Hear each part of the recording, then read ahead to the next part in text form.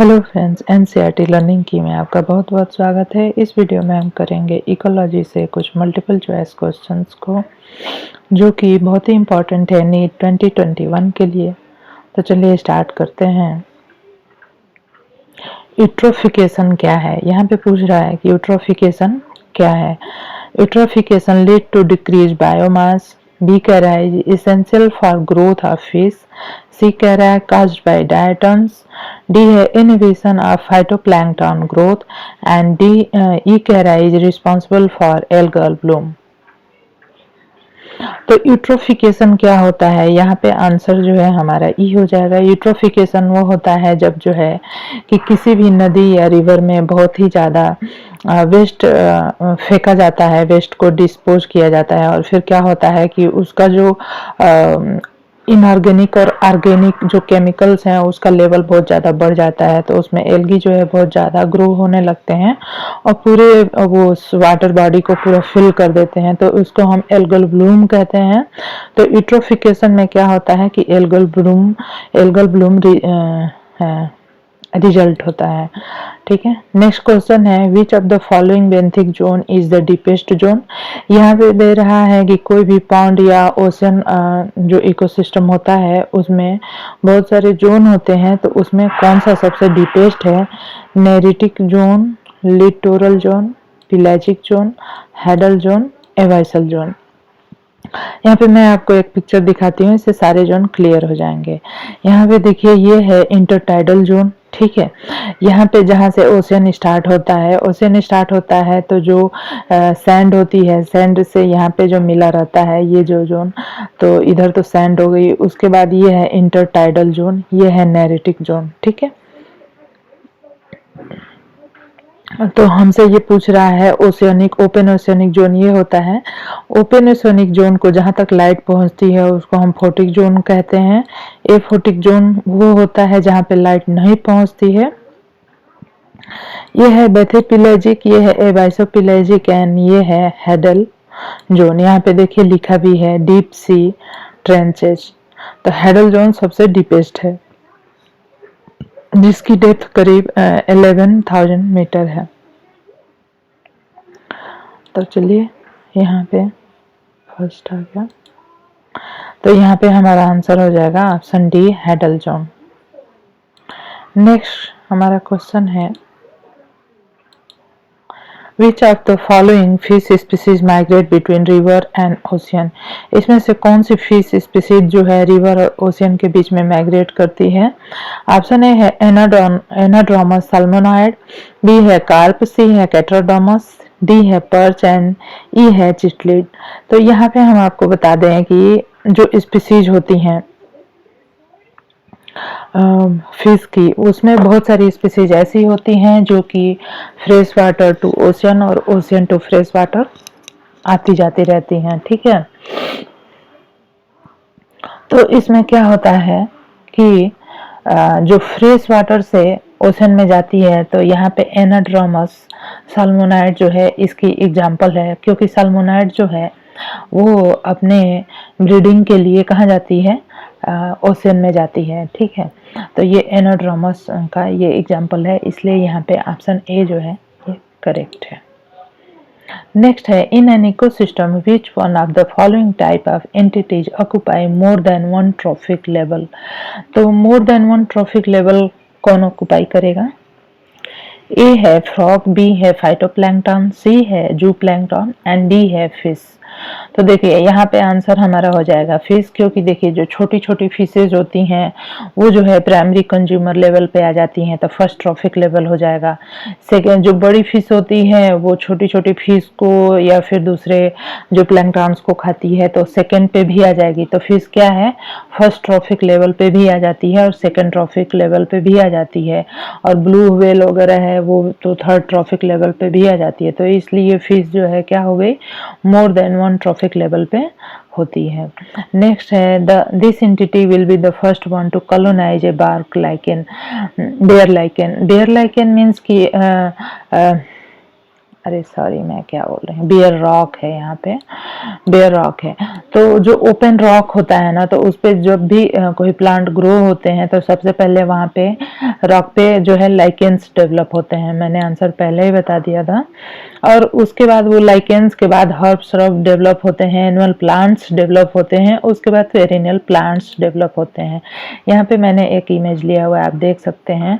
Exposed rock जो है ये, इसी को हम बेयर रॉक भी बोल सकते हैं। यहाँ पे ये इस रॉक पे जो है कि बहुत सारे लाइकेन डेवलप हो रहे हैं और ये धीरे धीरे किस तरह से छोटे छोटे प्लांट से बड़े प्लांट में बदलते जाते हैं। ग्रासेस हैं, वीड्स हैं, मिक्स्ड हर्ब्स हैं, ठीक है। यहाँ पे श्रब्स हैं, यंग फॉरेस्ट, मैच्योर फॉरेस्ट और क्लाइमैक्स फॉरेस्ट, इस तरह से बनता है। चलिए नेक्स्ट देखते हैं। This ecosystem has the maximum biomass.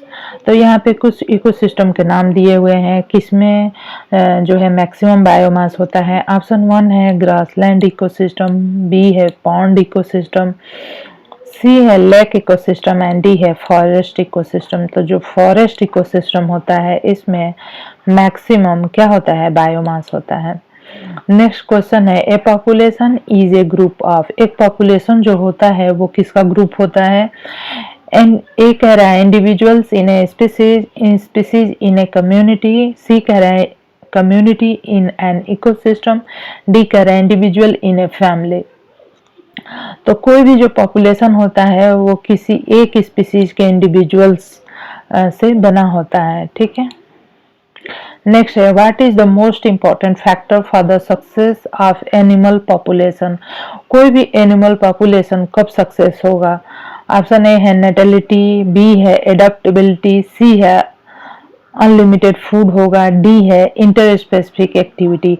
कोई भी एनिमल का जो पॉपुलेशन है वो कब जाके सक्सेसफुल होगा, जब वो किसी भी वातावरण में अडाप्ट कर लेगा, जब उसके अंदर नेटेलिटी मीन्स कि बच्चे पैदा करने की क्षमता तो एनिमल है तो होगी ही, ये तो वेल नोन है।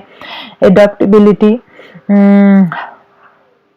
लेकिन कोई भी एनिमल के पॉपुलेशन का बहुत ही ज़्यादा सक्सेस होना और बहुत ही ज़्यादा ग्रो होना जो है वो अनलिमिटेड फूड रिसोर्स पे भी डिपेंड करता है। जैसे कि ह्यूमन बीइंग है, ये दिन पे दिन ग्रो ही हो रहे हैं। नेक्स्ट है, human population growth curve is. Human की जो पॉपुलेशन है इसका ग्रोथ कर्व कैसा है। S shaped, parabola, J shaped, zigzag curve. तो आपको पता होना चाहिए कि जे शेप्ड कर्व है ह्यूमन पॉपुलेशन ग्रोथ का। नेक्स्ट है, exponential growth occur when there is. Exponential growth कब होता है बताइए।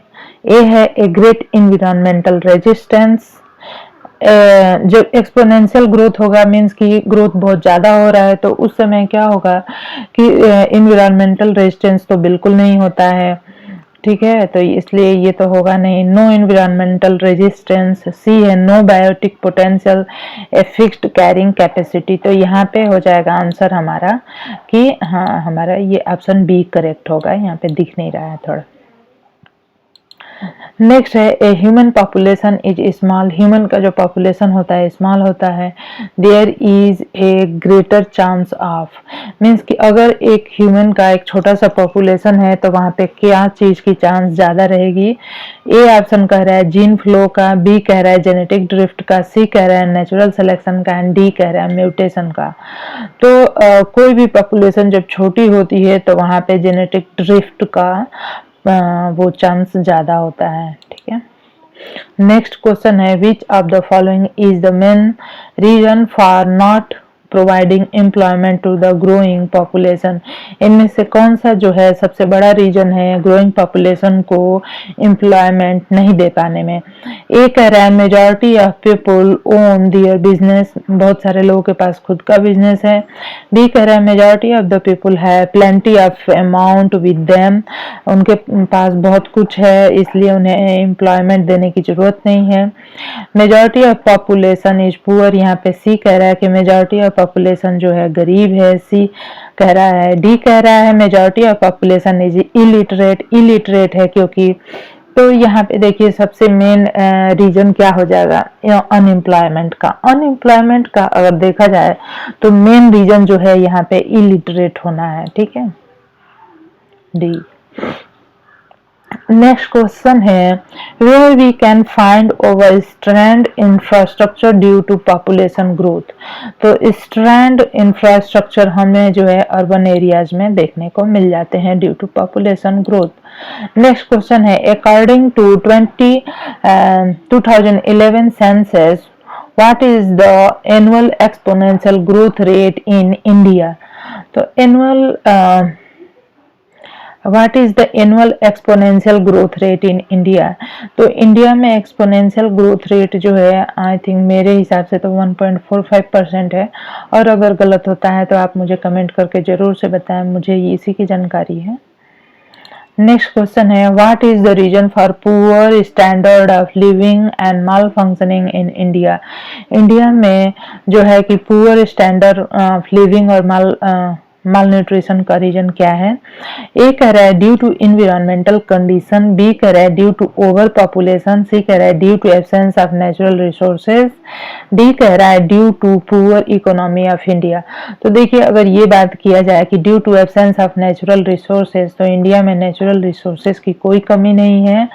ड्यू टू इन्वायरमेंटल कंडीशन, तो इंडिया की इन्वायरमेंटल कंडीशन भी बहुत अच्छी है। Due to poor economy of India, ये भी नहीं रीजन सही है। ड्यू टू ओवर पॉपुलेशन, क्योंकि पॉपुलेशन बहुत ज्यादा है और उसके एवज में हम उतना ग्रोथ नहीं कर पाए हैं इसलिए। नेक्स्ट है which one of the following is the cause for over population in India. तो इंडिया में जो ये ओवर पॉपुलेशन है उसका मेन रीजन क्या है। ए birth rate is lower than the death rate. Birth rate अगर कम रहेगी डेथ रेट से तो पॉपुलेशन ज्यादा होगा ही नहीं। Birth rate is higher than the death rate. यहाँ पे क्या है कि बर्थ रेट बहुत ज्यादा है, there is no death happening due to over population, नहीं, बर्थ रेट बहुत ज्यादा है, डेथ रेट कम है इसलिए। What is the India's global rank in population. Population में इंडिया का कौन सा रैंक आता है, सबको पता है कि सेकेंड आता है। नेक्स्ट है the collection of individuals which belong to the same species when live together in a region is known as। the collection of individuals which belong to the same species, एक ही species के जो individuals हैं when live together एक साथ रहते हैं in a region किसी एक रीजन में, तो उनको क्या कहेंगे। एक ही मीन्स की एक ही स्पीसीज के जब बहुत सारे इंडिविजुअल होते हैं तो उसको हम पॉपुलेशन कहते हैं। ऑप्शन ए है कि stone species, community, guild and population, तो ऑप्शन डी हमारा करेक्ट हो जाएगा। नेक्स्ट है name the term which define the study of characteristic and parameter of the population. किसके द्वारा, वो कौन सा टर्म है जिसके द्वारा जो कि डिफाइन करता है study of the characteristic and parameter. Parameter और कैरेक्टरिस्टिक को हम किसके द्वारा स्टडी करते हैं, पॉपुलेशन के पैरामीटर और कैरेक्टरिस्टिक को हम किसके द्वारा स्टडी करते हैं। ए है डेमोग्राफी, बी है पॉपुलेशन इकोलॉजी एंड सी है पॉपुलेशन डेंसिटी एंड डी है मोर्टेलिटी। तो यहाँ पे हमारा हो जाएगा डेमोग्राफी। नेक्स्ट क्वेश्चन है which type of the survivorship curve is suitable for organism who breed several time during the course of their life. तो जो सर्वाइवरशिप कर्व होता है वो उसको मैं दिखा देती हूँ आपको एक बार इमेज में कि ये जो है हमारा सर्वाइवरशिप कर्व होता है। इसमें सिंपली नाम दे दिया गया है टाइप 1, टाइप 2 एंड टाइप 3। ये जो ह्यूमन है जो कि अपने लाइफ टाइम में बहुत बार रिप्रोड्यूस करता है टाइप 1 में आता है। सेकेंड और लास्ट एज मीन्स की जो उसका जीवन होता है और जो उसकी लास्ट एज होती है मीन्स की एकदम ओल्ड एज में जाके उसकी डेथ होती है। और टाइप 2 में बर्ड्स में क्या है कि कभी भी डेथ हो सकती है। और टाइप 3 में क्या है कि यंग एज में ज्यादा डेथ हो जाती है। ठीक है, तो यहाँ पे हमारा किस में आ जाएगा, इसमें हमारा टाइप 1 में आ जाएगा। ठीक है, which follow the survivorship curve suitable for the organism who breed several times during the course of their life span। तो यह जो है डी ऑप्शन करेक्ट हो जाएगा। नेक्स्ट क्वेश्चन है which of the following define the separation of two different community. Two different communities के बीच में जो सेपरेशन एरिया होता है उसको क्या बोलते हैं। ए है इकोटोन, बी है एज इफेक्ट, सी है इकेड एंड डी है रेजिस्टेंस। तो आपको पता ही है कि दो कम्युनिटी के बीच का जो एरिया होता है उसको हम इकोटोन बोलते हैं। नेक्स्ट है name the term which define the ability of community return to its original state after being displaced. किसी भी कम्युनिटी को डिस्प्लेस करने के बाद वो फिर से अपनी ओरिजिनल फॉर्म में आ जाती है, तो ये उस कम्युनिटी का कौन सा गुण हुआ। ए है डिस्पर्स, बी है क्लम्प्ड, सी है रेजिस्टेंस एंड डी है रेजिलियंस। रेजिलियंस जैसे किसी भी रबड़ को अगर आप खींचते हो तो वो बढ़ता है, जैसे आप उस पे से जो प्रेशर हटा देते हो तो फिर से अपनी नेचुरल स्थिति में आ जाता है। यहाँ पे वही गुण की बात हो रही है कम्युनिटी के लिए, तो इसको हम क्या कहते हैं, रेजिलियंस। नेक्स्ट क्वेश्चन है Which of the following is a diversity index? Diversity index क्या है? Upright index, inverted index, bell-shaped index, Simpson index। तो जो diversity index है ना उसको Simpson index भी कहते हैं, Simpson's index। नेक्स्ट है what is an edge effect. Edge effect क्या होता है, ठीक है। एज इफेक्ट क्या होता है? एज इफेक्ट उसे कहते हैं जब दो कम्युनिटी होती है उसके बीच में जो इकोटोन एरिया होता है उसमें जब स्पीसीज डाइवर्सिटी बढ़ जाती है तो उसी को हम एज इफेक्ट कहते हैं। तो ए है कम्युनिटी कम्प्लेक्सिटी, बी है कम्युनिटी क्लासिफिकेशन, सी है increase diversity eight boundary of ecotone. तो ये इकोटोन में ज्यादा डाइवर्सिटी हो जाती है स्पीसीज की, उसी को हम एज इफेक्ट कहते हैं। In a population unrestricted reproductive capacity is called edge. किसी भी पॉपुलेशन में जब अनरिस्ट्रिक्टेड रिप्रोडक्टिव कैपेसिटी होती है तो इसको क्या कहते हैं, कैरिंग कैपेसिटी। तो ये नहीं होगा। Biotic potential, birth rate, fertility rate, तो बायोटिक पोटेंशियल हो जाएगा, ठीक है। कैसे नेक्स्ट है two opposite forces operate in the growth and development of every population, one of them is related to ability to reproduce at a given rate, the force opposite to it is called. इसके opposite जो force होता है वो होता है mortality. Next question है the carrying capacity of A population is determined by it's. किसी भी पॉपुलेशन की जो कैरिंग कैपेसिटी होती है वो किसके द्वारा डिटरमाइन होती है। ए है पॉपुलेशन ग्रोथ रेट, बी है नेटेलिटी, सी है मोर्टेलिटी एंड डी है लिमिटिंग रिसोर्सेज। तो कैरिंग कैपेसिटी जो होती है वो जो है रिसोर्सेज के द्वारा ही डिटरमाइन होती है। अगर लिमिटेड रिसोर्स होंगे तो उसकी कैरिंग कैपेसिटी भी लिमिटेड होगी। नेक्स्ट है which of the following is a result of over population. जब किसी भी एरिया में ओवर पॉपुलेशन हो जाएगा तो उसका रिजल्ट क्या होगा। Adequate storage of natural resources. Natural resources का स्टोरेज हो ही नहीं पाएगा जब ज्यादा पॉपुलेशन होगा। Pressure on land and other renewable resources. Increase the amount of forest, decrease the storage of water. तो यहाँ पे ऑप्शन जो है बी करेक्ट हो जाएगा। Why it is impossible to provide employment to all the unemployed in India? India में सभी unemployed लोगों को एम्प्लॉयमेंट देना क्यों इम्पॉसिबल है। Due to lack of economy, due to over population growth, due to absence of natural resources, due to lack of interest among youth. नहीं, यहाँ पे हो जाएगा due to over population growth. What is the need to control the population growth in India? India में जो population growth है इसको control करने की क्या जरूरत है। यहाँ पे देखेंगे to improve the standard of living among existing people, to utilise all the natural resources among the existing people, to participate in war among neighbouring nation. D है to increase the mortality rate in India. India में mortality rate को increase करना। तो यहाँ पे to improve the standard of living among existing population. Next question है which one of the following can be a solution to over population. Over population का solution क्या है। Neglecting family planning, knowledge of sex education, C है providing more facility to the family consisting of more kids. D है improper medical facilities. तो यहाँ पे है knowledge of sex education, तो इसे कंट्रोल हो सकता है। नेक्स्ट है which of the following term define the ability of individual in the population to produce new individuals. इसमें से कौन सा टर्म जो है डिफाइन करता है ability of individual in a population to produce new individuals, तो इसको हम लोग क्या कहते हैं? नेटेलिटी, तो biotic population dispersal and dispersion.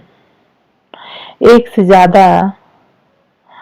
से ज्यादा जैसे कि define the ability of the individual in population to produce new individuals.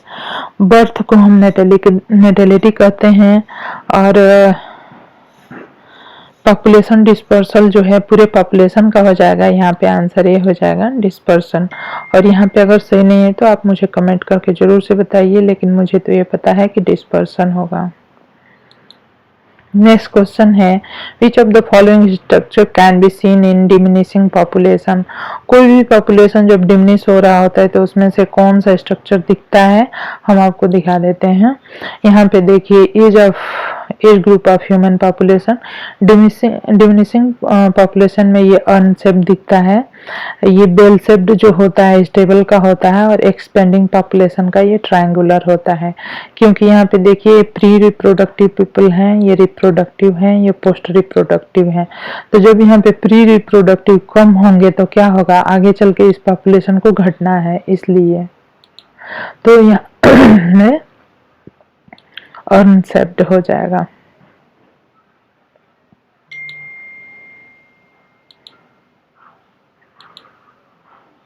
A group of people coexisting within space and time and interact with each other is known as.